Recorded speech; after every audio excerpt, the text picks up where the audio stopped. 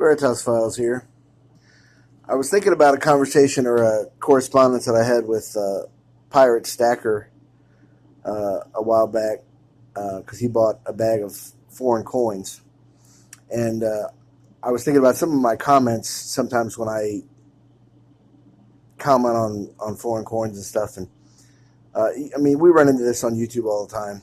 People that are sitting behind your keyboards and making claims, and there's no evidence. There's no evidence that their claims are true, and they're outlandish and whatever. Anyway, I got to think about my comments, and mine sound that way too. But they sound that way because they are that way. A lot of times I have 50 pounds of this kind of coin, 100 pounds of this kind of coin, probably 20 pounds of this kind of coin, blah blah blah. And anyway, I made some kind of comment about how many British coins I have because I have a lot of British coins. And anyway, I had some of them together, the ones that are, if you guys know me at all from my comments or even some of the videos I've made, I've sort of studied the nature of money, and I consider gold and silver to be the primary monetary metals, but I also consider nickel and copper to be historic monetary metals brought into the system in the case of nickel to account for the total wealth of the world, because there was additional, after the Industrial Revolution took off, there was additional wealth creation or asset creation that needed accounting for.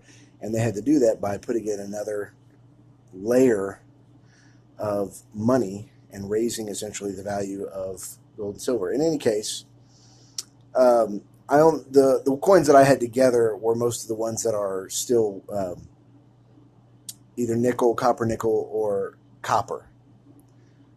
Some form of copper, brass, whatever. So this is not all of my British coins. This is probably 2/3 to 3/4, somewhere in there. But it's a lot. It's probably weighs,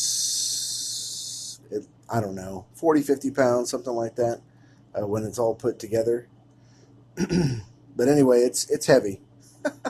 I carry it in one of those Dickies tool bags because it's heavy. Anyway, this is it. I didn't lay this out really in any significant particular order, and I realize camera quality for me is pretty crappy, so we just have to deal.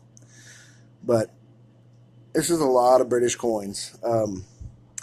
These are Churchill commemorative crowns, of course. I have some half crowns, but they're separated into the older and the newer ones. For those of you wondering, is there any silver here? No, there's not. All my British silver is in a large coffee mug, for want of a better space. But anyway, I will do my best to try to show you some of these to whatever degree possible. They're separated out a little bit from newer versus older. There's some 50p's. The 50 pence, you'll notice as they debase the currency, the coin got smaller, which is part of the reason that I don't have all my British coins here, because a lot of the British coins now are just plated steel, so there's really no value in them. But these are all coppers, all real monetary metal, and so I keep them passively. I don't go out and buy these things on purpose most of the time. Most of the time, I'm making a purchase at a pawn shop or a antique store or a coin store or something like that, and I don't have enough to buy something real in terms of silver left over. So maybe I have $5 left and there's no dimes or whatever, or I have $8 left and there's nothing. A lot of times they'll have a coin bag, and I'll grab it. Boom, got some foreign coins. I'll pick the copper and nickel and stuff out of there and put the rest in a sort of an aggregate collection that I can get rid of at the drop of a hat. And these I kind of keep on hand. Let me give you an aerial view. Here we are at 30,000 feet. And anyway, lots of coins. 5p's. The smaller ones there are also 5p's because, again, Monetary debasement. These are sixpences. Lots of sixpences. These are old 1 shillings. Probably have 50 or 60 of those. 10p's, the old 10p's that are big. A lot of those, a lot of those. The old 2 shillings. Like I said, half crowns, half pennies, farthings, 1 pennies. As far as the eye can see, there's 3 pence, 3 pence. These are all 2p's.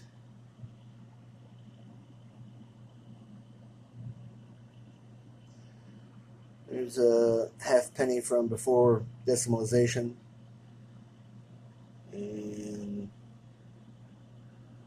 a very old example of a half penny when they still had the trident on it, with the knight or whatever it is on there. And my little stack of £1 British coins.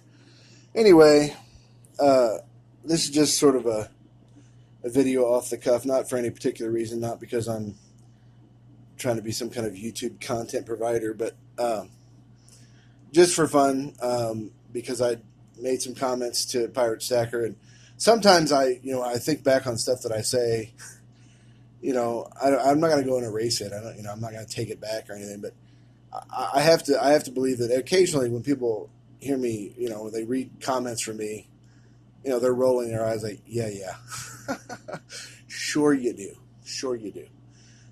So anyway, my British coins, no big deal. Picked these up probably over about a 15-year period or so. So, and not for any particular reason. It's just that they're copper. So the same reason I saved penny. I got many times this many copper pennies. I mean, oh my goodness. I would not even attempt to bring out the copper pennies unless I just put them in giant pickle jars and just showed the jars, because there's so many of them. It's probably 100+ pounds. Crazy.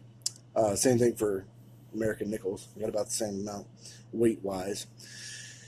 Anyway, guys, I didn't intend for this to be a long video, though if you read some of my comments, you know that virtually everything I do is long because I'm kind of a windbag. What can I say?